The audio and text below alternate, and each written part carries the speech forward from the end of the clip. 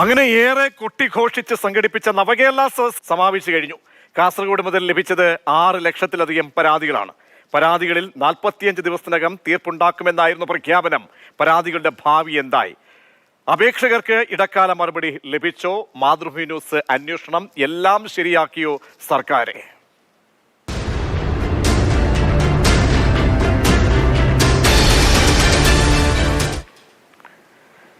ഒന്നും നടന്നിട്ടില്ല, ഒന്നും ശരിയായിട്ടില്ല എന്നാണ് ഞങ്ങൾ നടത്തിയ അന്വേഷണത്തിൽ മനസ്സിലാകുന്നത്. ജനങ്ങളെ അങ്ങനെയെങ്കിൽ പറ്റിക്കുകയായിരുന്നോ, കണ്ണിൽ പൊടിയിടുകയായിരുന്നോ ഈ സർക്കാരെന്ന് ചോദിക്കുന്ന തരത്തിലുള്ള റിപ്പോർട്ടുകളാണ് പുറത്തേക്ക് വരുന്നത്. ഒരു റിപ്പോർട്ട് നമുക്ക് ആദ്യം ഒന്ന് കണ്ട ശേഷം അതിഥികളിലേക്ക് പോകാം. കോൺഗ്രസിന്റെ പ്രതിനിധി, CPM ഇടത് സഹയാത്രികൻ നമ്മോടൊപ്പം ചേരുന്നുണ്ട്. റിപ്പോർട്ടുകൾ ഒന്നൊന്നായി പരിശോധിച്ചു കൂടി പോകാം. നവകേരള യാത്ര വയനാട് കടന്നു പോയിട്ട് ഇന്ന് 35 ദിവസമായി. പ്രശ്നം പരിഹരിക്കുമെന്ന പ്രതീക്ഷയിൽ നിരവധി പേരാണ് പരാതിയുമായി എത്തിയത്. പക്ഷേ കിട്ടിയ മറുപടി വില്ലേജ് ഓഫീസർക്ക് കൈമാറിയെന്ന SMS മാത്രമാണ്. ഇടപ്പെട്ടിയിലെ ഈശ്വരിയമ്മയ്ക്ക് ആ പരാതി അടിയന്തരമായി കിട്ടേണ്ട ചികിത്സാ സഹായമാണ്. റിപ്പോർട്ടിലേക്ക്. ഭർത്താവിന് അണ്ണനാളത്തിൽ ക്യാൻസറാണ്, ജോലിക്കൊന്നും പോകാൻ പറ്റില്ല. എനിക്ക് 2 ആമക്കളുണ്ട്. ഒരു ഓട്ടോറിക്ഷ ഓടിക്കുന്നത് ബാംഗ്ലൂരാണ്. പിന്നെ എനിക്ക് ജോലിക്ക് പോകാൻ പറ്റില്ല. അപ്പോൾ ഞങ്ങൾക്കൊരു ചികിത്സാ സഹായം വേണം, അതിനാണ് വന്നത്. കാലിൽ 2 ശസ്ത്രക്രിയ കൂടി വേണ്ടിവരുമെന്ന് ഡോക്ടർ പറഞ്ഞതോടെയാണ് കൽപ്പറ്റ എടപ്പട്ടിയിലെ ഈശ്വരിയമ്മ നവകേരള സദസ്സിനെത്തിയത്. ക്യാൻസർ രോഗിയായ ഭർത്താവിന് മരുന്നിനും പണം വേണം. ചികിത്സാ സഹായത്തിനായി അപേക്ഷ നൽകി.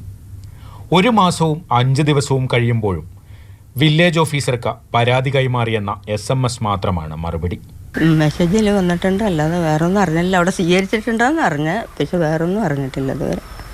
1ാം പിണറായി സർക്കാരിന്റെ കാലത്ത് നിയമിക്കപ്പെട്ട ഗോത്രബന്ധു അധ്യാപകർ ന്യായമായ വേതനവും ജോലി സ്ഥിരതയും ആവശ്യപ്പെട്ടാണ് നവകേരള സദസ്സിനെത്തിയത്. ഇപ്പോൾ നമുക്ക് ഓർഡർ അനുസരിച്ച് നമുക്ക് തുടക്കത്തിൽ പറഞ്ഞിരിക്കുന്ന ശമ്പളമല്ല കിട്ടുന്നത്, വളരെ തുച്ഛമായ ഒരു തുകയാണ് കിട്ടുന്നത്. അതിനൊരു മാറ്റം വരണം. ഈ ഒരു പോസ്റ്റ് സ്ഥിരപ്പെടുത്തണമെന്നാണ് ആദ്യത്തെ ഒരു ആവശ്യം ഞങ്ങൾക്ക്. പരാതി ബന്ധപ്പെട്ടവർക്ക് കൈമാറിയെന്ന മെസ്സേജ് മാത്രമാണ് ഇവർക്കും ഇതുവരെ ലഭിച്ചത്. 3 താലൂക്കിലായിട്ട് തന്നെ പരാതി കൊടുത്തിട്ടുണ്ട്. സെക്ഷനായിട്ട് തന്നെ മെൻ്റൽ ടീച്ചേഴ്സ് പരാതി കൊടുത്തിട്ടുണ്ട്. ഇപ്പോൾ 3 സ്ഥലത്തും ഇതുപോലെ മെസ്സേജ് വന്നിട്ടുണ്ട്. ഇതുവരെ ആരും വിളിച്ചതായിട്ടൊന്നും അറിഞ്ഞിട്ടില്ല. വയനാട്ടിലെ 3 മണ്ഡലങ്ങളിൽ നിന്നായി ലഭിച്ച 22,000-ലധികം പരാതികളിൽ 500ഓളം എണ്ണം മാത്രമാണ് തീർപ്പാക്കാനായതെന്നാണ് അനൌദ്യോഗിക വിവരം. മാതൃഭൂമി ന്യൂസ്, വയനാട്. വേദനകളുടെ ഒരുപാട് റിപ്പോർട്ടുകൾ ഇനിയുമുണ്ട്. നമുക്ക് അതിഥികളിലേക്ക് കൂടി പോയ ശേഷം ആ റിപ്പോർട്ടുകളും പരാമർശിച്ചു പോകാം. അഡ്വക്കേറ്റ് BN ഭാസ്കർ, ഇടത് സഹയാത്രികൻ, അഡ്വക്കേറ്റ് വസന്ത് തെങ്ങമ്പള്ളി, കോൺഗ്രസ് നേതാവും നമ്മോടൊപ്പം ചേരുന്നുണ്ട്. ശ്രീ BN ഭാസ്കർ, കൊട്ടിഘോഷിച്ച് മുഖ്യമന്ത്രി കാസർഗോഡ് പൈവെളിയിൽ യാത്ര തുടങ്ങുമ്പോൾ പറഞ്ഞ വാചകം ഉണ്ടായിരുന്നു, ഇതൊരു ഐതിഹാസികമായ ചുവടുവയ്പ് എന്നാണ്. എന്താണ് ഈ 36 ദിവസമൊക്കെ കഴിഞ്ഞ് തിരുവനന്തപുരത്തേക്ക് അനന്തപുരിയുടെ മണ്ണിലേക്ക് എത്തുമ്പോൾ ആ ഐതിഹാസിക നിമിഷങ്ങൾ, അതിൻ്റെ ഗുണഫലം ആർക്കൊക്കെ കിട്ടിയിട്ടുണ്ട്? പരാതിയുടെ പ്രവാഹമായിരുന്നു. ജീവിക്കാൻ 2 അറ്റവും മുറുക്കുന്ന ആളുകൾ, അവരൊക്കെ നൽകിയ പരാതികൾക്ക് ഒരു പരിഹാരവും ഉണ്ടാകുന്നില്ല. സ്ഥായിയായ പരാതികൾക്ക്. അങ്ങനെയെങ്കിൽ ബാക്കിയുള്ളതിൻ്റെയൊക്കെ അവസ്ഥ എന്താണ്? ഇതായിരുന്നോ നവകേരള മോഡൽ? ശ്രീ ഭാസ്കർ, അങ്ങ് നവകേരള സദസ്സിനെ തെറ്റായി കാണുന്നു എന്നുള്ളതാണ് ഒന്നാമത്തെ പ്രശ്നം. നവകേരള സദസ് ഒരിക്കലും ഒരു പരാതി പരിഹാര അദാലത്തുകളായിരുന്നില്ല. കേരളത്തിന്റെ ഭാവിയിലേക്ക് കേരളത്തെ എങ്ങനെ മാറ്റിമറിക്കണം എന്നുള്ളതിനെ സംബന്ധിച്ചിട്ടുള്ള ജനങ്ങളുമായിട്ടുള്ള സംവേദനമായിരുന്നു. ലോക ചരിത്രത്തിൽ തന്നെ ആദ്യമായിരുന്നു. 36 ദിവസം 136 നിയമസഭാ മണ്ഡലങ്ങൾ കടന്ന് ആ നവകേരള സദസ് തിരുവനന്തപുരത്ത് എത്തുമ്പോൾ പതിറ്റാണ്ടുകളായി പട്ടയത്തിനു വേണ്ടി അലഞ്ഞ 100 കണക്കിന് ആളുകൾക്കാണ് അതിനൊരു പരിഹാരം ഉണ്ടാക്കാൻ കഴിഞ്ഞിട്ടുള്ളത്. അതുപോലെ ചികിത്സാ സഹായം അങ്ങിപ്പോ പറഞ്ഞല്ലോ. അതുപോലെ തന്നെ വായ്പാ കുടിശ്ശിക അടയ്ക്കാൻ നിവൃത്തിയില്ല. ഞാനൊരു ചെറിയ ഉദാഹരണം തന്നെ പറയാം. കണ്ണൂർ പേരാവൂരിൽ നിയമസഭാ മണ്ഡലത്തിൽ ഒരു വിനീതയുണ്ട്. ആ വിനീതയുടെ പുഞ്ചിരി കാണാതെ പോകരുത് നിങ്ങൾ. ആ വിനീതയെ ഭർത്താവ് മണ്ണെണ്ണയൊഴിച്ച് ദേഹമാസകലം പൊള്ളലേറ്റ് 41 ദിവസം ICUലായിരുന്നു. ആ ICUവിൽ കടന്ന വിനീതയ്ക്ക് പിന്നീട് ഭർത്താവുമായി ബന്ധം വേർപെടുത്തുകയും 2 കുട്ടികളും വൃദ്ധനായ പിതാവുമൊത്ത് ജീവിക്കുകയാണ്. അവർ 5 ലക്ഷം രൂപയുടെ ബാങ്ക് ലോൺ എടുത്തിരുന്നു, അത് കുടിശ്ശികയായിരുന്നു. സ്വാഭാവികമായും ഈ പെരാവൂർ നിയമസഭാ മണ്ഡലത്തിലെ നവകേരള സദസ്സിൽ പങ്കെടുത്ത് അപേക്ഷ കൊടുക്കുകയും അപേക്ഷ ലഭിച്ച വളരെ അടുത്ത ദിവസങ്ങളിൽ തന്നെ 2.5 ലക്ഷം രൂപ. അത് നല്ലതാണ്. അങ്ങനെയെങ്കിൽ ആ കൈത്താങ്കൊണ്ട് നല്ലതാണ്. ഞാൻ ചോദിക്കട്ടെ, അങ്ങ് പറഞ്ഞല്ലോ, എന്നെ തിരുത്തിയല്ലോ അങ്ങ്. കാരണം ഈ നവകേരള യാത്രയിൽ പരാതി പറഞ്ഞ ആളോട് ക്ഷിപ്രകോപിയായി ഒരു MP പെരുമാറിയതൊക്കെ നമ്മുടെ മുന്നിലുണ്ട്. അപ്പോൾ ഈ പരാതിയുടെ ഇതിന്റെ ഫോക്കസ് എന്തായിരുന്നു എന്ന നിലയിൽ നോക്കിക്കഴിഞ്ഞാൽ അങ്ങനെയെങ്കിൽ ഇത്രയും പരാതികൾ എന്തിനാണ് ശ്രീ ഹസ്കർ സ്വീകരിക്കപ്പെട്ടത്? ഇതല്ലായിരുന്നു ഞങ്ങളുടെ ലക്ഷ്യമെങ്കിൽ എന്തിനാണ് ഈ പാവങ്ങളെ വീൽ ചെയറിലൊക്കെ എത്ര ലക്ഷോപലക്ഷം ആളുകൾ വന്നത്? എന്തിനാണ്? അവരോട് വരണ്ട, ഞങ്ങളുടെ ഫോക്കസ് ഇതല്ല എന്ന് ആദ്യമേ പറയാമായിരുന്നില്ലേ ശ്രീ ഹസ്കർ? ഒരിക്കലല്ല. പരാതികൾ പരിഹരിക്കപ്പെടാനും കൂടി വേണ്ടിയിട്ടുള്ളതാണ്. ലഭിച്ച നിവേദനങ്ങളെ സംബന്ധിച്ച് അത് പരിഹരിച്ചുകൊണ്ടേയിരിക്കുകയാണ്. ഇന്ന് റവന്യൂ സെക്രട്ടേറിയറ്റ് കൂടുന്നുണ്ട്. മാത്രമല്ല, ജില്ലാ കളക്ടർമാരുടെ യോഗം ഇക്കാര്യത്തിൽ റവന്യൂ മന്ത്രി വിളിച്ചിട്ടുണ്ട്. സ്വാഭാവികമായി റവന്യൂ സെക്രട്ടേറിയറ്റ് കൂടുന്നത് ലഭിച്ച പരാതികൾ തരംതിരിച്ച് അതാത് വകുപ്പുകളെ ഏൽപ്പിക്കുന്നതിനുള്ള സത്വര നടപടികൾ സ്വീകരിക്കുന്നതിന് വേണ്ടിയിട്ടാണ്. അതുപോലെ തന്നെ വരും ദിവസങ്ങളിൽ ജില്ലാ കളക്ടർമാരുടെ യോഗം കൂടി ആ പരാതികൾ പരിഹരിക്കുന്നതിനും സീനിയർ ആയിട്ടുള്ള ഒരു സബ് കളക്ടറെ കൂടി ചുമതലപ്പെടുത്തിക്കൊണ്ട് വേഗത്തിൽ തീർപ്പാക്കാനാണ് തീരുമാനം എടുത്തിട്ടുള്ളത്. അപ്പോൾ നിങ്ങൾ പറയും നിരവധി പട്ടയങ്ങളുടെ നിരവധി പ്രശ്നങ്ങളുണ്ടെന്നേ. കണ്ണൂരിൽ ഞാൻ ഒരു റിപ്പോർട്ട് കൂടി ഞാൻ പറയാം. അങ്ങ് പറയുന്ന എണ്ണം ഞാൻ പറഞ്ഞല്ലോ. കാരണം എത്രയോ പരാതികൾ അത് ജില്ലാ കളക്ടർക്ക് പരിഹരിക്കാവുന്ന സാഹചര്യം ഉണ്ടായിരുന്നു, തദ്ദേശ സ്ഥാപനങ്ങൾക്ക് പരിഹരിക്കാവുന്ന പരാതികളൊക്കെയാണ്. അതിന്മേലാണ് നമ്മളിങ്ങനെ ഒരു മന്ത്രിസഭ മൊത്തം ഇറങ്ങി ഒരു തീർപ്പുണ്ടാക്കാൻ ഇറങ്ങുന്നത്. അപ്പോൾ എല്ലാ ഫോക്കസും അവിടേക്ക് വരണമെങ്കിൽ ഉടനടി പരിഹാരം ഉണ്ടാകണം. ഈ 45 ദിവസത്തെ ഈ ഡെഡ് ലൈൻ നിശ്ചയിച്ചു. അതിനപ്പുറത്തേക്ക് പരാതികൾ അതിനകം പരിഹരിക്കപ്പെടേണ്ടതാണ്. പക്ഷെ അത് തൊട്ടുപോലും നോക്കിയിട്ടില്ല. ഞാൻ ഒരു റിപ്പോർട്ടൊന്ന് പോയ ശേഷം ഞാൻ താങ്കളിലേക്ക് വരാം. ഈ ഓഫീസുകൾ ഇറങ്ങിയിട്ടും ഒരു വീടെന്ന സ്വപ്നം നടക്കാതായതോടെയാണ് മലപ്പുറത്തെ തിരൂരിലെ കുട്ടൻ നവകേരള സദസ്സിൽ എത്തിയത്. പക്ഷെ ഇതുവരെ ഒരു പ്രതികരണം കിട്ടിയിട്ടേയില്ല. എന്നെങ്കിലും ഒരു അനുകൂല മറുപടി വരുമെന്ന പ്രതീക്ഷ മാത്രമാണ് ആ വയോധികന് മിച്ചമുള്ളത്. ആ റിപ്പോർട്ട് കൂടി പ്രേക്ഷകരൊന്ന് കാണുക. ഒരു പൊളിഞ്ഞ അടുത്ത വീട്ടിലാണ് ഞാൻ കിടക്കുന്നത്. കുഞ്ഞേ വീടാ, ഓടും ഒക്കെ കൂടെ ആയിട്ട്. അപ്പം ഇത് എഴുതി കൊടുത്തിട്ട് 3-4 കൊല്ലമായി. പാസ്സായതിന് അനുമതി കിട്ടി, ഉദ്യോഗസ്ഥന്മാരൊക്കെ വന്നിട്ടുണ്ട്. പക്ഷെ ഇതുവരെയൊക്കെ പൈസ കിട്ടണില്ല, ഒന്നും കിട്ടണില്ല. ഇപ്പോൾ അന്വേഷിക്കുമ്പോൾ ഒന്നും ഇല്ല എന്ന് പറയുകയാണ്. അന്ന് തിരൂർ മണ്ഡലത്തിലെത്തിയപ്പോൾ നമ്മൾ കണ്ട കുട്ടൻ്റെ പ്രതികരണമായിരുന്നു അത്. പ്രതീക്ഷയോടെയാണ് നവകേരള സദസ്സിലെത്തിയത്. ഇന്ന് അതേ പ്രതീക്ഷ നിലനിൽക്കുന്നുണ്ടോ, എന്താണ് സ്ഥിതി എന്ന് കണ്ടു തന്നെ അറിയാം. എന്തായിരുന്നു അന്ന് പരാതി കൊടുത്തിട്ട് മറുപടി വന്നോ? ഒന്നും മറുപടി വന്നിട്ടില്ല. മറുപടി ഒന്നും വന്നിട്ടില്ല ഇതുവരെ. മറുപടി പ്രതീക്ഷിച്ചിരിക്കുകയാണ്, കിട്ടുമെന്നുള്ള മറുപടി. ഒരു വീടെന്ന സ്വപ്നം നീളുകയാണ്. അതുപോലെ തന്നെ നവകേരള സദസ്സിൽ നിന്നുള്ള മറുപടിയും. അവസാന ആശ്രയമെന്നോണമാണ് കുട്ടൻ നവകേരള സദസ്സിലെത്തിയത്. ഓരോ ദിനവും എന്തെങ്കിലും ഒരു നല്ല സന്ദേശം വരുമെന്ന പ്രതീക്ഷയുണ്ട്. മൊബൈലിൽ പരാതി സ്വീകരിച്ചതായി കിട്ടിയ സന്ദേശം മാത്രമാണ് ഏക ആശ്വാസം.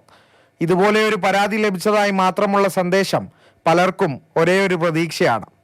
എന്തായാലും കുട്ടൻ കാത്തിരിക്കുന്നുണ്ട് ഒരു മറുപടിക്കായി. ക്യാമറമാൻ വിനോദ് മോറാവയ്ക്കൊപ്പം അരുണമൃതനാഥ്, മാതൃഭൂമി ന്യൂസ്, മലപ്പുറം. ഹസ്കറിലേക്ക് എത്തുമ്പോൾ ശ്രീ വസന്ത് തെങ്ങമ്പുള്ളി, അതായത് ഇതൊരു വേഴാമ്പലിനെ പോലെയുള്ള കാത്തിരിപ്പായി പോയി.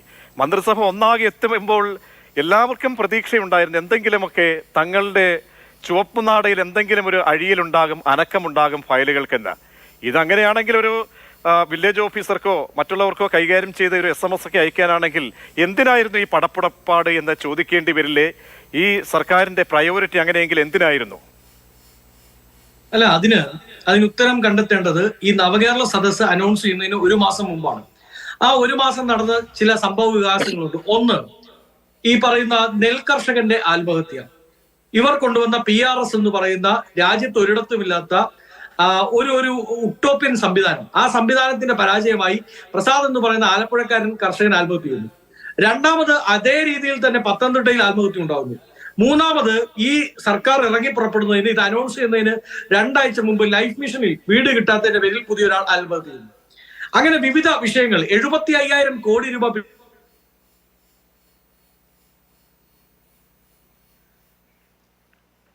നെറ്റിൻ്റെ ഒരു ഫ്രീസ് ആയിട്ടുണ്ട്. ഞാൻ വസന്തിലേക്ക് ശരിയാക്കിയ ശേഷം മടങ്ങിയെത്താം. ശ്രീ ഹസ്കർ, അതായത് പലരും പ്രേക്ഷകരുമൊക്കെ യൂട്യൂബിൽ പ്രതികരിക്കുന്നുണ്ട്.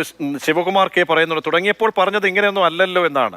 മിഥുൻ മാധവ് പറയുന്നു, ഇപ്പോഴുള്ള ഉദ്ദേശമാകില്ല നാളെ, ന്യായീകരണത്തിന്റെ പാകത്തിൽ തരാതരം പോലെ യാത്രയുടെ ഉദ്ദേശവും മാറുമെന്ന്. അപ്പോൾ ആളുകൾക്ക് ഇതൊക്കെ അറിയാം. ശ്രീ ഹസ്കർ, നമ്മൾ ഈ തുടക്കത്തിൽ പറഞ്ഞത്, താങ്കൾ എന്നെ തിരുത്തിയല്ലോ, ഇതായിരുന്നില്ല, ഞാൻ തെറ്റിദ്ധരിച്ചു എന്നാണ്. എങ്കിൽ എന്തായിരുന്നു ശരിയായ കാര്യം? നമുക്കെന്താണ്, നമ്മൾ ഒരു ഐതിഹാസിക ചുവടുവെപ്പ് എന്നൊക്കെ പറയുമ്പോൾ നമുക്കൊരു മാറ്റം എങ്ങനെയെങ്കിലും ഉണ്ടാവണമല്ലോ. താങ്കൾ പറഞ്ഞു ചില കാര്യങ്ങൾ പരാമർശിച്ചു, അതൊക്കെ നല്ലതാണ്. അതിനപ്പുറത്തേക്ക് പരാതികൾ പരിഹരിക്കാതെ എത്രയോ എണ്ണം കിടക്കുകയാണ്. ഈ ലക്ഷോപലക്ഷം പരാതികളാണ് കിട്ടിയിരിക്കുന്നത്. അതിലെന്ത് പരിഹാരമുണ്ടായി? ഉത്തരമുണ്ടോ താങ്കൾക്ക്? കൃത്യമായൊരു കണക്കുണ്ടോ? കണക്കെന്താണ് സർക്കാർ സമർപ്പിക്കാത്തത്? ഇതിന്റെ വരവ് ചെലവ് കണക്കുകൾ പറയാതിരിക്കുന്നത് പോലെ ഇതും അങ്ങ് മറച്ചു കളയാമെന്നത് ശരിയായ ദിശയാണോ ശ്രീ ഹസ്കർ? പ്രതീക്ഷ, അങ്ങ് ഒരു കാര്യം ഞാൻ ഒരു സംഭവ വികാസം കൂടെ പറയാം. പ്രതിപക്ഷ നേതാവ് വി ഡി സതീശിന്റെ നോർത്ത് പറവൂർ മണ്ഡലത്തിലെ ഒരു റോഡിനെ സംബന്ധിച്ചാണ്. ചിറ്റാറ്റുകര പൂണൂൽപ്പാടം റോഡ്. ഈ ശ്രീ വി ഡി സതീശൻ തിരിഞ്ഞു നോക്കാതിരുന്ന വെള്ളക്കെട്ട് പ്രദേശമായിട്ടുള്ള ആ പ്രദേശത്തെ റോഡ് അങ്ങയുടെ റിപ്പോർട്ടർമാരെ ഇന്നു വിട്ട് പരിശോധിക്കുക. ആ റോഡിലെ ശോച്യാവസ്ഥ പരിഹരിക്കപ്പെട്ടിട്ടുണ്ട്. അങ്ങ് പരിശോധിക്കുന്നേ. ഇത്തരം മാറ്റങ്ങൾ കൂടിക്കാണ്. അതുപോലെ തന്നെ പേരാവൂർ മണ്ഡലത്തിലെ മുരുങ്ങോടിയിൽ 25 കുടുംബങ്ങൾ താമസമുണ്ട്. പട്ടയം ലഭിക്കാതെ പതിറ്റാണ്ടുകളായി പട്ടയത്തിനു വേണ്ടി അലഞ്ഞു തിരിഞ്ഞ് നടന്നവരാ. അവർക്കിപ്പോ പട്ടയം ലഭിച്ചിട്ടുണ്ട്. അതുപോലെ തന്നെ പേരാവൂരിലെ കുറിച്ചാറൻ പറമ്പ്, അവിടെ 17 കുടുംബങ്ങൾക്ക് പട്ടയം ലഭിച്ചിട്ടുണ്ട്. പതിറ്റാണ്ടുകളായി പട്ടയത്തിനു വേണ്ടി അലഞ്ഞ ആ പാവങ്ങൾക്ക് ഇപ്പോ പട്ടയം ലഭിച്ചിട്ടുണ്ട്. അപ്പൊ അങ്ങനെ പ്രശ്നങ്ങൾ പരിഹരിച്ചുകൊണ്ടേയിരിക്കുകയാണ്. നിങ്ങൾ പരിഹരിക്കാത്ത പ്രശ്നങ്ങൾ എന്നും വിവരങ്ങൾ ലഭിച്ചില്ല എന്നും ഒക്കെ പറഞ്ഞ് പരിവേദനങ്ങളുമായി നുണവാർത്തകളുമായി നടക്കരുത്. നടന്ന കാര്യങ്ങളുടെ അങ്ങ് നൈതികതയെ ചോദ്യം ചെയ്തത് ഈ പറയുന്ന ഈ ശ്രീയമ്മയും കുട്ടനും ഇനി വരാൻ ഇരിക്കുന്ന റിപ്പോർട്ടുകൾ ഇവരെയൊക്കെ കൊണ്ടിറക്കിയതാണോ? അങ്ങനെ ഇറക്കി ആരെങ്കിലും പറയുന്നതാണ്? ഇവർക്ക് രാഷ്ട്രീയം നിവർന്ന് നിൽക്കാൻ കഴിയുന്നില്ല സാർ, നിവർന്ന് നിൽക്കാൻ കഴിയുന്നില്ല. നവകേരള സദസ്സിൽ എന്താണ് പറഞ്ഞത്? ഇതുകൊണ്ട് അങ്ങ് തിരുവനന്തപുരത്തേക്ക് എത്തുമ്പോൾ ഒരു വിപ്ലവകരമായ മാറ്റം ഉണ്ടാകും. എന്ത് മാറ്റമുണ്ടായി? ഈ പറയുന്ന ആളുകളുടെയൊക്കെ ഇവരുടെ പ്രശ്നങ്ങൾ പോലും പരിഹരിക്കാൻ കഴിഞ്ഞില്ലെങ്കിൽ പിന്നെ എന്താണ്, ആരുടെ പ്രശ്നമാണ് സാർ പരിഹരിച്ചത്? പ്രതീക്ഷ, അവരെ കൂടി ചേർത്ത് പിടിക്കുന്നു. നിങ്ങൾ ഈ കാണിക്കുന്ന ഓരോ റിപ്പോർട്ടിലെയും ജീവൽ പ്രശ്നങ്ങൾ പരിഹരിക്കപ്പെടുക തന്നെ ചെയ്യും, ഒരു സംശയം വേണ്ടെന്നേ. പക്ഷെ അല്പം കൂടി സമയം വേണ്ടി വരും ഇക്കാര്യത്തിൽ. കാരണം വിവിധ വകുപ്പുകളെ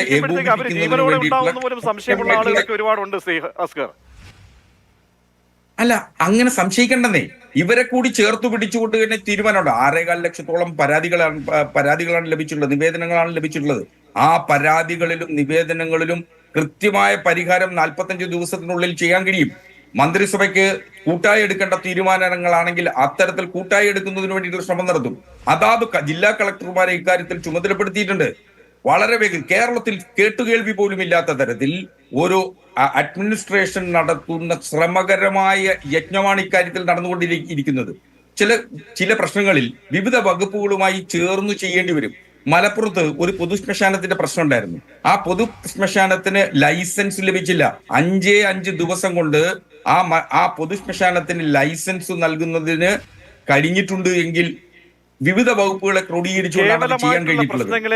അപ്പുറത്തേക്ക് പോകണം കാര്യങ്ങൾ. ശ്രീ ഹസ്കർ ഒന്ന് തുടരുക. ഞാൻ ഒരു റിപ്പോർട്ട് കൂടി ഞാൻ കേൾപ്പിക്കാം. അമ്മയുടെ ചികിത്സയ്ക്കായി സഞ്ചരിക്കുന്ന മന്ത്രിസഭയെ സമീപിച്ച ചന്ദ്രികയ്ക്കും പറയാനുള്ളത് അവഗണനയുടെ കഥയാണ്. പരാതി കൊടുത്ത് ദിവസങ്ങൾ പിന്നിടുമ്പോഴും മലപ്പുറം മഞ്ചേരിയിലെ ചന്ദ്രിക കാത്തിരിപ്പിലാണ് ഒരു അനുകൂല മറുപടിക്കായി.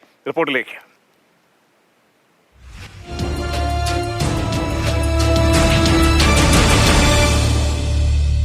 എനിക്കൊരു വീടില്ലേ, കുറെ കാലമായി ഇങ്ങനെ നടക്കണം കേട്ടോ, ഇതുവരെ ആയിട്ടില്ല. വയസ്സായി അമ്മ ഉണ്ട്, ബാത്റൂമിൽ പോകാൻ ബാത്റൂമൊന്നുമില്ല. ഞങ്ങള് അവിടെ തന്നെ ഇരുന്നിട്ട് സ്റ്റൂളൊക്കെ വെച്ചിട്ട് അവിടുന്ന് ഞങ്ങൾ തന്നെ കളയലാണ്. അത്രയും ബുദ്ധിമുട്ടാണ് വീടില്ലാത്തൊരു ഇത്. അതെ, അന്ന് പറഞ്ഞ അതേ പ്രതീക്ഷ ഇപ്പോഴുമുണ്ട് ചന്ദ്രികയ്ക്ക്. എന്നാൽ ഇതുവരെയും മറുപടി വരാത്തതിൻ്റെ നിരാശയുമുണ്ട്. നടക്കാനാവാത്ത അമ്മ, വീടിൻ്റെ ശോചനീയ അവസ്ഥ, പ്രതിസന്ധികളേറെയുണ്ട്. അവിടെയൊക്കെ കണ്ടില്ലേ, കമ്പി വെച്ചതാണ്, ഒക്കെ ഇങ്ങനെ പൊളിഞ്ഞാടിയിട്ട് ഒരു ഷീറ്റിട്ടതാണ് മുകളില്. ഞങ്ങൾക്ക് കിട്ടും കുറേ എഴുതി കൊടുക്കും. അവിടെ ഇവിടെയൊക്കെ വാട്സാപ്പിൽ പോകും. വന്നു ഇതുവരെ ശരിയായിട്ടില്ല. ഇപ്പോഴും ഇത്രയും ദിവസം കഴിയുമ്പോൾ ഒരു നിരാശ ഉണ്ടാവും. നിരാശല്ല, അത് എങ്ങനെയെങ്കിലും എന്തായാലും കിട്ടും എന്നൊക്കെ ഒരു പ്രതീക്ഷ ഉണ്ട്. ഇതൊരു കുറ്റപ്പെടുത്തലൊന്നുമല്ല, ഓർമ്മപ്പെടുത്തൽ മാത്രം. ചന്ദ്രികയെ പോലെ ആരെങ്കിലും ശ്രദ്ധിക്കാതെ പോയിട്ടുണ്ടെങ്കിൽ ഇതുപോലെ മറുപടിക്കായി കാത്തു നിൽക്കുന്ന ഏറെ പേരുണ്ടെന്ന ഓർമ്മപ്പെടുത്തൽ മാത്രം. വിനോദ് മോറാവയ്ക്കൊപ്പം അരുണമൃതനാഥ്, മാതൃഭൂമി ന്യൂസ്, മലപ്പുറം. സുധികുമാർ എന്ന ഒരു പ്രേക്ഷകൻ പറയുന്നു, ഹസ്കർ ആദ്യം പറഞ്ഞു തുടങ്ങിയത് ഇതൊരു പരാതി പരിഹാര യാത്ര ആയിരുന്നില്ല എന്നാണ്. എന്നിട്ട് പിന്നെ പറയുന്നു എന്തൊക്കെ പരാതികൾ പരിഹരിച്ചു എന്നുള്ള കാര്യം. ഏതെങ്കിലും ഒന്നിൽ ഉറച്ചു നിൽക്കൂ എന്ന്. ശ്രീ വസന്ത് തെങ്ങമ്പള്ളി, ആർക്കാണ് ശരിയായത്? ആർക്കാണ് ഗുണഫലം കിട്ടിയത്? നമുക്കിതൊന്ന് ഇതിന്റെ പ്രോഗ്രസ് റിപ്പോർട്ട് പരിശോധിച്ചാൽ എന്താണ് മിച്ചം? ശ്രീ പ്രജീഷ്, അതാണ് ഞാൻ പറഞ്ഞു വന്നത്. ഇങ്ങനെ ഒരുപാട് പ്രശ്നങ്ങളിൽ പെട്ടു നിന്നിരുന്ന ഒരു സർക്കാർ അടിമുടി അവരുടെ PR എക്സസൈസ് പൊളിഞ്ഞു നിന്നിടത്താണ് 1.38 കോടി രൂപ പിണറായി വിജയന്റെ PR ഏജൻസിക്ക് വേണ്ടി മാത്രം സർക്കാർ ഓർഡർ ഇറക്കിയത് ഒരു മാസം മുമ്പ്. അപ്പോ പുതുതായി വന്ന PR ഏജൻസി ഇവർക്ക് ഉപദേശിച്ചു കൊടുത്ത ഒരു വൈറ്റ് വാഷിംഗ് യജ്ഞമാണ് ഈ നവകേരള സദസ്സ്. പക്ഷേ നമ്മളൊക്കെ ഈ നാട്ടിൽ പറഞ്ഞതുപോലെ വെളുക്കാൻ തേച്ചത് പാണ്ടായി എന്ന അവസ്ഥയിലാണ് ഇവരെത്തുന്നത്. ശ്രീ ഹസ്കർ ഇപ്പൊ പറയാണ് ഇത് പരാതി പരിഹാര സെല്ലല്ല. ശ്രീ ഹസ്കർ, എങ്ങനെയാണ് നവകേരള സദസ്സ് അനൗൺസ് ചെയ്തുകൊണ്ടുള്ള വാർത്താ സമ്മേളനത്തിൽ മുഖ്യമന്ത്രി പിണറായി വിജയൻ പറഞ്ഞത്? ഈ നാട്ടിലെ സാധാരണക്കാരെ ഞാൻ കേൾക്കാൻ പോകുന്നു, അവരുടെ പ്രശ്നങ്ങൾക്ക് 45 ദിവസത്തിനുള്ളിൽ, ഏത് 45? പരാതി കിട്ടി 45 ദിവസത്തിനുള്ളിൽ പരിഹാരം ഉണ്ടാകും എന്നാണ് നിങ്ങളുടെ സർക്കാർ പറഞ്ഞത്. ഇപ്പൊ ഹസ്കർ പറയാണ് പരാതി കിട്ടി 45 ദിവസത്തിനുള്ളിലല്ല, നവകേരള സദസ്സ് കഴിഞ്ഞ് 45 ദിവസം. ഇനി ആ 45 ദിവസം കഴിയുമ്പോൾ ഇവർ പറയും 45 + 45 90ാമത്തെ ദിവസം പരിഹാരം ഉണ്ടാകും എന്ന് പറയുന്ന അവസ്ഥയിലേക്കല്ലേ നിങ്ങൾ നടന്നു പോകുന്നത്? ഈ കല്യാശ്ശേരി വരെ നിങ്ങൾ പറഞ്ഞത് പരാതികൾ സ്വീകരിക്കും എന്നാണ്. എന്നാൽ എന്റെ നാട്ടിൽ കോട്ടയത്ത് പാലായി, അവിടെ ഞങ്ങളുടെ UDF-ൽ നിന്ന് MP ആയിരുന്ന ശ്രീ ചാഴിക്കാടൻ, ആ ചാഴിക്കാടനിൽ നിന്ന് LDF-ലാണ്. പക്ഷെ അദ്ദേഹം പാലായിലെ റബ്ബർ കർഷകരുടെ വിഷയം പറയാണ്. ഞാൻ കോട്ടയത്ത് ജനിച്ചു വളർന്ന ഒരു സാധാരണക്കാരനാണ്. കോട്ടയത്ത് റബ്ബർ കർഷകന്റെ പ്രശ്നത്തെക്കാൾ വലിയൊരു പ്രശ്നമില്ല. അത് അവിടുത്തെ സ്ഥലം MP പറയുമ്പോൾ മുഖ്യമന്ത്രി അദ്ദേഹത്തോട് ചുപ്പ് രഹോ എന്ന് പറഞ്ഞ് പേടിപ്പിച്ച് ഭീഷണിപ്പെടുത്തി മാറ്റിയിരുത്തുന്നു. അതിനുശേഷം ഈ യാത്രയുടെ ലക്ഷ്യം മാറി. ഇനി ഞങ്ങൾ പരാതികൾ സ്വീകരിക്കുന്നില്ല, നിവേദനങ്ങളാണ് സ്വീകരിക്കുന്നത്. രണ്ടും തമ്മിൽ വ്യത്യാസമുണ്ട്. പരാതി എന്ന് പറയുന്നത് എനിക്കൊരു റൈറ്റ് ഉണ്ട്, എന്റെ ആ റൈറ്റ് ലംഘിക്കപ്പെട്ടാൽ അത് നേടിയെടുക്കാൻ വേണ്ടി ഞാൻ കൊടുക്കുന്നതാണ് പരാതി. പക്ഷേ പ്രജീഷ് ഒരു യജമാനനായി അല്ലെങ്കിൽ ഒരു മേധാവിയായി ഒരു ജന്മിയായി നിൽക്കുന്നു. ആ പ്രജീഷിന്റെ അടുത്ത് എനിക്ക് എന്തെങ്കിലും അഷ്ടിക്ക് വകയില്ല, എന്തെങ്കിലും തരണമേ എന്ന് പറഞ്ഞ് അങ്ങയുടെ കരുണയ്ക്ക് വേണ്ടി ഞാൻ വന്ന് നിൽക്കുന്നതാണ് നിവേദനം. രണ്ടാമത് നിവേദനം സ്വീകരിക്കലായി. ഇപ്പോൾ ഇവർ പറയാണ് നിവേദനം സ്വീകരിക്കുന്നില്ല, പരാതി സ്വീകരിക്കുന്നില്ല. ഇത് മൊത്തം ഞങ്ങളുടെ രാഷ്ട്രീയ പരിപാടിയായിരുന്നു എന്നുള്ളത് പറയാതെ പറയുകയാണ്. ആർജവമുണ്ടെങ്കിൽ ഇത് നിങ്ങളുടെ ലോക്സഭാ തെരഞ്ഞെടുപ്പിന് മുന്നൊരുക്കമായി നിങ്ങൾ നടത്തിയ കേരള യാത്രയാണ് എന്ന് ഇനിയെങ്കിലും എടുത്തു പറയാനുണ്ടോ? ഇനി രണ്ടാമത്തെ കാര്യം, ശ്രീ ഹസ്കർ, 6.25 ലക്ഷം പരാതികളാണ് നിങ്ങൾ 1.5 മാസം കൊണ്ട് സ്വീകരിച്ചിരിക്കുന്നത്. സ്വാഭാവികമായും ഈ സംസ്ഥാനത്ത് ഏറ്റവും കുറഞ്ഞ ഒരു 20% പേർ അടിയുറച്ച UDF പ്രവർത്തകർ, വിശ്വാസികൾ, അണികൾ ഉണ്ടാവും. അവർ ഈ പരാതി നൽകാൻ അവിടേക്ക് വരില്ല. ഏറ്റവും കുറഞ്ഞ ഒരു 10% BJP-ക്കാർ ഉണ്ടാവും. അപ്പൊ 30%. 10% പേർ ഇവിടുത്തെ ഭരണം നിയന്ത്രിക്കുന്ന, വോട്ട് നിയന്ത്രിക്കുന്ന നിഷ്പക്ഷരാണ്. അവർക്ക് ഈ സംസ്ഥാനത്ത് ആന്റി ഇൻകംബൻസിയുടെ പീക്കിൽ നിൽക്കുന്നത് കൊണ്ട് ഒരു കാരണവശാലും അവിടേക്ക് തിരിഞ്ഞു നോക്കില്ല. ബാക്കി 60%. ആ 60% പേരുടെ മാത്രം പരാതിയാണ് 6.25 ലക്ഷം പരാതി. കഴിഞ്ഞ 7 വർഷം നിങ്ങളുടെ പിണറായി വിജയൻ ഭരിച്ചിട്ട് പ്രതിവർഷം 1 ലക്ഷം പേർക്ക് പരാതിയുള്ള സംസ്ഥാനമായി ഈ സംസ്ഥാനം മാറിയിട്ടുണ്ടെങ്കിൽ നവകേരള സദസ്സിന്റെ അവസാന വേദിയിൽ തന്റെ രാജി പ്രഖ്യാപിച്ച് രാജ്ഭവനിൽ പോയി രാജി കൊടുത്ത് മടങ്ങിപ്പോവുകയാണ് പിണറായി വിജയൻ ചെയ്യേണ്ടത്. പ്രജീഷ്, ഞാൻ അത്ഭുതപ്പെട്ടിട്ടുണ്ട്. ഞാൻ ചർച്ചയ്ക്കൊക്കെ പോകുമ്പോൾ എന്റെ കൂടെ ഹസ്കറൊക്കെ ഞങ്ങൾ ഒരുമിച്ച് ചർച്ചയിൽ പങ്കെടുത്തിട്ടുണ്ട്. ശ്രീ ഹസ്കറിനെ ഞാൻ കൂട്ടത്തിൽ ഉൾപ്പെടുത്തുന്നില്ല. പക്ഷേ ഇടതു പ്രതിനിധികൾ, AKG സെന്ററിൽ നിന്ന് വരുന്ന LDF വക്താക്കൾ അല്ലെങ്കിൽ CPM വക്താക്കൾ, ഇവർക്കൊക്കെ എവിടെ നിന്നാണ്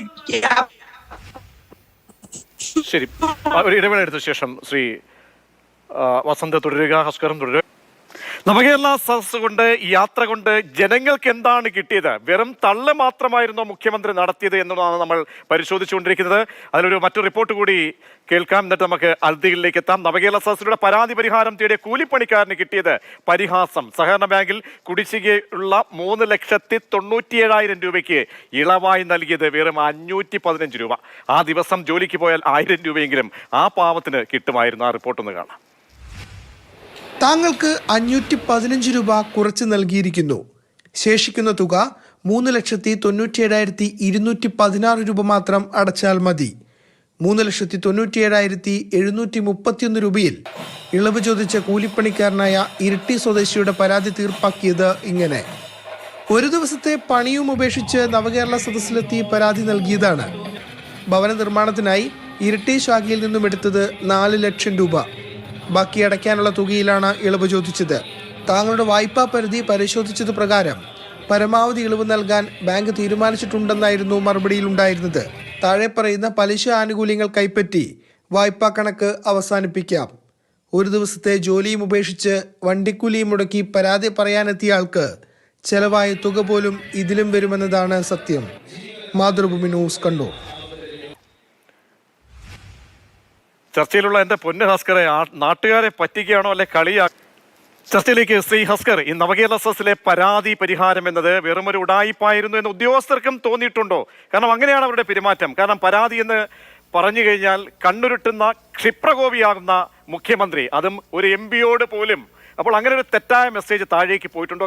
കാരണം നോക്കൂ, നേരത്തെ നമ്മൾ കണ്ട റിപ്പോർട്ടിൽ എന്താണ്, 4 ലക്ഷം രൂപയോളം പരാതി ഇളവ് തേടി പോയ ഒരാൾക്ക്, ആ ദിവസത്തെ കൂലി പോലും കളഞ്ഞിട്ട് പോയ ഒരാൾക്ക് കിട്ടിയത്ര 500 രൂപയുടെ ഇളവ്. കളിയാക്കിയാണോ ശ്രീ ഹസ്കർ? ഞാൻ നേരത്തെ ഒരു ഉദാഹരണം സൂചിപ്പിച്ചു. കണ്ണൂർ പേരാവൂർ മുഴക്കുന്ന് ഗ്രാമപഞ്ചായത്തിലെ ഒരു വിനീതയുടെ കാര്യം. 5 ലക്ഷം രൂപയുടെ ബാധ്യത ഉണ്ടായിരുന്നിടത്ത് 2.5 ലക്ഷം രൂപ ഇളവ് കൊടുത്തു. ആ റിപ്പോർട്ട് കൂടി അങ്ങയുടെ റിപ്പോർട്ടർമാരെ വിട്ട് ആ റിപ്പോർട്ട് കൂടി എടുത്തിട്ടുണ്ട്. നമ്മുടെ പത്രത്തിലെല്ലാം നമ്മൾ പരാമർശിച്ചു പോയിട്ടുള്ളതാണ്. അതൊക്കെ ജനശ്രദ്ധയിൽ നല്ല കാര്യങ്ങൾ വന്നിട്ടുണ്ട്. അപ്പോൾ ഇതിനു കൂടി മറുപടി. ബാങ്കിംഗ് രംഗത്ത് സ്വാഭാവികമായി ചില നിയന്ത്രിതമായി കാര്യങ്ങൾ മാത്രമേ സഹകരണ മേഖലയിൽ ഇടപെടാൻ കഴിയുള്ളൂ. അപ്പൊ ആ ബാങ്കിംഗ് രംഗത്ത് അതിന് നോൺ പെർഫോമിംഗ് അസറ്റായി ഡിക്ലെയർ ചെയ്ത ദിവസം മുതൽ അതിനുശേഷം വരുന്ന തുക മാത്രമേ ഇളവുകളായി ചെയ്യാൻ കഴിയൂ. അല്ലെങ്കിൽ ഗുരുതരമായ രോഗാവസ്ഥയിലോ ചികിത്സയിലോ കഴിയുന്ന വ്യക്തികളായിരിക്കണം. അതുകൊണ്ടാണ് വിനീതയ്ക്ക് 2.5 ലക്ഷം രൂപ ഇളവ് ചെയ്ത് കൊടുക്കുമ്പോൾ മറ്റേ ആൾക്ക് വെറും 500 രൂപയിലേക്ക് കുറവ് വരുന്ന സാഹചര്യം ഉണ്ടായത്. ഇതൊരു പരോക്ഷമായ പരിഹാസമായി കാണേണ്ട കാര്യമില്ല. സ്വാഭാവികമായും അർഹതപ്പെട്ട ആളുകളെ മുഴുവൻ ചേർത്തു പിടിക്കുക തന്നെ ചെയ്യും, ഒരു സംശയവും വേണ്ട. അതിനുവേണ്ടി ഉദ്യോഗസ്ഥന്മാർക്ക് ഇതൊന്നൊരു തമാശയായിട്ടോ അല്ലെങ്കിൽ അവരുടെ ഉത്തരവാദിത്വം ബോധമില്ലായ്മയുടെ ഭാഗമായി ചെയ്യുന്നില്ല. കൃത്യമായ ഡയറക്ഷൻസ് ഇക്കാര്യത്തിൽ ഗവൺമെന്റ് നൽകിയിട്ടുണ്ട്. അതുകൊണ്ടാണല്ലോ ഉന്നത ഉദ്യോഗസ്ഥന്മാരെ ചേർത്ത് നിർത്തിക്കൊണ്ട് ഇതിനൊക്കെ സമിതികൾ ഉണ്ടാക്കിയിട്ടുണ്ട്. ആ സമിതികൾ ഇത് പരിശോധിച്ചുകൊണ്ടിരിക്കുകയാണ്. ഒരല്പം കൂടി അങ്ങ് സാവകാശം പാവങ്ങൾ കാത്തിരിക്കണം. കാരണം ഒരുപാട് പാവങ്ങളുടെ ശബ്ദമായി ഞാൻ സർക്കാരിന്റെ അല്ലെങ്കിൽ ഔദ്യോഗിക പ്രതിനിധി അല്ലെങ്കിൽ കൂടിയും ഇടതുധാരയ്ക്കൊപ്പം സഞ്ചരിക്കുന്ന ഈ സർക്കാരിനെ പരിപോഷിപ്പിക്കുന്ന വ്യക്തി നിലയിൽ എന്നുവരെ ഈ പാവങ്ങൾ കാത്തിരിക്കേണ്ടി വരും? അങ്ങ് ഞാൻ വ്യക്തിപരമായ ഒരു അഭിപ്രായം കൂടി പറയാം. നവകേരള സദസ്സ് കേരളത്തിന്റെ ചരിത്രത്തിൽ ആദ്യമായിട്ടാണ് ഉണ്ടാവുന്നത്, ലോക ചരിത്രത്തിൽ തന്നെയും. സ്വാഭാവികമായും അതിനെ സംബന്ധിച്ചൊരു സോഷ്യൽ ഓഡിറ്റിംഗ് വരണം.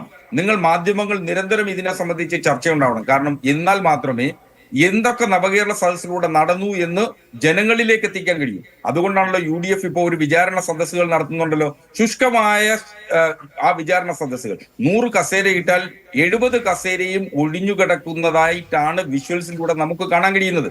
അപ്പൊ ആ വിചാരണ സദസ്സ് UDFന് ജനങ്ങൾ എത്രത്തോളം അർഹമായ പരിഗണന നൽകുന്നു എന്നുള്ളതാണ് ഏറ്റവും പ്രധാന പ്രശ്നം.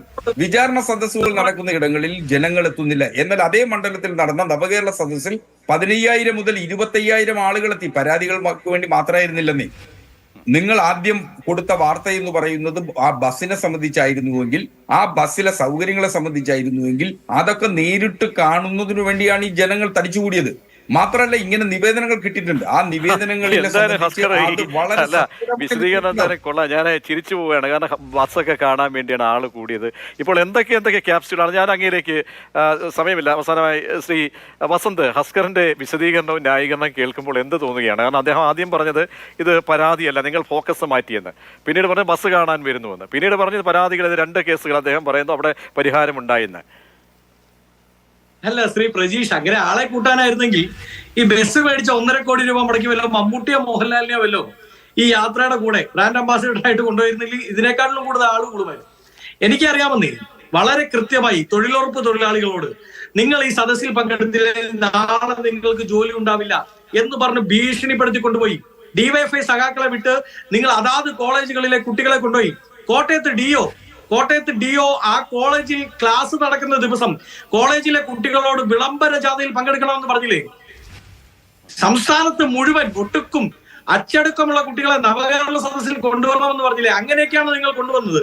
നിങ്ങളുടെ ലക്ഷ്യം എന്തായിരുന്നു? ശ്രീ പ്രജീഷും അതാണല്ലോ ചോദിച്ചത്. ഹസ്കർ പലതിൽ നിന്ന് പലതിലേക്ക് മാറുന്നു. നിങ്ങളുടെ ലക്ഷ്യം ഞാൻ നേരത്തെ സൂചിപ്പിച്ച 75,000 കോടി രൂപ ബാർ മുതലാളിമാരിൽ നിന്ന്, മാതൃഭൂമി റിപ്പോർട്ട് ചെയ്തിട്ടുണ്ട്, ബാർ മുതലാളിമാരിൽ നിന്ന്, കോറി മുതലാളിമാരിൽ നിന്ന്, സ്വർണ്ണക്കടകളിൽ നിന്ന് പിരിച്ചെടുക്കാനുള്ള സർക്കാർ, ആ സർക്കാർ ബാർ മുതലാളിമാരുടെ മുമ്പിലേക്ക്, കോറി മുതലാളിമാരുടെ മുമ്പിലേക്ക് ചുമപ്പൻ ബക്കറ്റുമായി അഡ്മിനിസ്ട്രേറ്റീവ് ഉദ്യോഗസ്ഥരെ പറഞ്ഞു വിട്ടു. എന്തിനാ? നിങ്ങളുടെ നവകേരള സദസ്സിന്റെ ഫണ്ട് പിരിക്കാൻ വേണ്ടി. അവർ കോടിക്കണക്കിന് രൂപ സർക്കാരിലേക്ക് അടയ്ക്കാനുള്ളപ്പോൾ നിങ്ങൾ നവകേരള സദസ്സിന്റെ സ്പോൺസർഷിപ്പായി അഡ്മിനിസ്ട്രേറ്റീവ് ഉദ്യോഗസ്ഥരെ വിട്ട് ലക്ഷങ്ങൾ അവരിൽ നിന്ന് കൈക്കൂലിയായി മേടിച്ചു. അതായിരുന്നു നിങ്ങളുടെ ലക്ഷ്യം. അടുത്ത ലോക്സഭാ തെരഞ്ഞെടുപ്പിന് നിങ്ങൾ മുന്നൊരുക്കം നടക്കി, അതിനുവേണ്ടിയുള്ള ഫണ്ട് പിരിവാണ് നിങ്ങൾ നടത്തിയത്. ഇതൊരു സിസ്റ്റമൈസ്ഡ് ബക്കറ്റ് പിരിവായിരുന്നു, അതിനകത്തൊരു സംശയം വേണ്ട. ആ സിസ്റ്റമൈസ്ഡ് ബക്കറ്റ് പിരിവിന് വേണ്ട കോപ്പും കൂട്ടലിന് വേണ്ടി നിങ്ങൾ കുറെ പുറംപടിയിട്ടു. ഇത് നവകേരള സദസ്സാണ്, പരാതി സ്വീകരിക്കാൻ പോകുന്നു, 45 ദിവസത്തിനുള്ളിൽ പരാതി പരിഹരിക്കാൻ പോകുന്നു. പിന്നെ ഭാസ്കറിനെ ഒന്ന് തിരുത്താനുണ്ട്. അദ്ദേഹം 2 തവണ പറഞ്ഞു ഇതുപോലൊരു പരിപാടി ഇതിനു മുമ്പ് കണ്ടിട്ടില്ല. സാർ, മുൻ മുഖ്യമന്ത്രി ഉമ്മൻചാണ്ടി ഇതിനേക്കാൾ മനോഹരമായ ഒരു പരിപാടി നടത്തിയിരുന്നു. UN തന്നെ അംഗീകരിച്ച, നിങ്ങളുടെ ഏതെങ്കിലും ഡിവൈഎഫ്ഐയുടെ ഏരിയ കമ്മിറ്റി വിളിച്ച് അംഗീകാരം തന്ന പരിപാടിയല്ല സാർ. യുണൈറ്റഡ് നേഷൻസ് നേരിട്ട് അംഗീകരിച്ച, ലോകത്തിൽ ഇതുപോലെ ജനങ്ങളോട് സംവദിക്കുന്ന ഒരു ഭരണാധിപൻ സംവദിക്കുന്ന പരിപാടി ഞങ്ങൾ കണ്ടിട്ടില്ല എന്ന് പറഞ്ഞ് UN അംഗീകരിച്ച ഒരു പരിപാടി ഇതേ കേരളത്തിൽ നടന്നിട്ടുണ്ട്. അതുകൊണ്ട് ഇത് ആദ്യത്തെ പരിപാടിയാണോ എന്ന് ചോദിച്ചാൽ, ഇങ്ങനെ പരിപാടി ജനങ്ങള് വീട്ടിലിരുത്തി, തൊട്ടടുത്ത തെരഞ്ഞെടുപ്പിൽ അദ്ദേഹത്തെ ജനങ്ങള് വീട്ടിലിരുത്തി 9 കോടി രൂപ ചെലവാക്കി. ശരി. സമയക്കുറവുണ്ട്, ഇടവേണ്ടി വിട്ടിരുന്ന ഹസ്കർ വസന്ത് തെങ്ങമ്പള്ളി, കോൺഗ്രസ് പ്രതിനിധി, വളരെ നന്ദി. എന്തായാലും ഈ നവകേരള സദസ് കൊണ്ട് ജനങ്ങൾക്ക് എന്ത് മിച്ചം എന്നാണ് നമ്മൾ പരിശോധിച്ചത്. ആ റിപ്പോർട്ടുകളാണ് ക്യാമ്പയിനായി മാതൃഭൂമി ന്യൂസ് നൽകിയത്. അതിൽ നിന്നും മനസ്സിലാകുന്നത് ചുവപ്പനാട അഴിഞ്ഞിട്ടില്ല, പരാതികൾ ക്യൂവിലാണ്, വേഴാമ്പലിനെ പോലെ ഈ പരാതി നൽകിയവർ കാത്തിരിക്കേണ്ടി വരുമെന്ന ദയനീയതയാണ്. അതുകൊണ്ട് സർക്കാർ ഒന്നുകൂടി ഇടപെടുക, മറ്റൊരു തരത്തിലും അല്ലെങ്കിൽ ഉള്ള പ്രശ്നങ്ങളെ അല്ലെങ്കിൽ മറ്റ് ഒരു തരത്തിലും മുഖ്യമന്ത്രി ഇതിനെ കാണുകയും വേണ്ട. ഇത് യഥാർത്ഥ വസ്തുത തന്നെയാണ്. ഓരോരുത്തരുടെയും കണ്ണീരാണ് ഞങ്ങൾ റിപ്പോർട്ടുകളായി അവതരിപ്പിച്ചത്. അതുകൊണ്ട് അതിനൊരു മാറ്റമുണ്ടാകുമെന്ന് മാത്രമാണ് പ്രതീക്ഷ.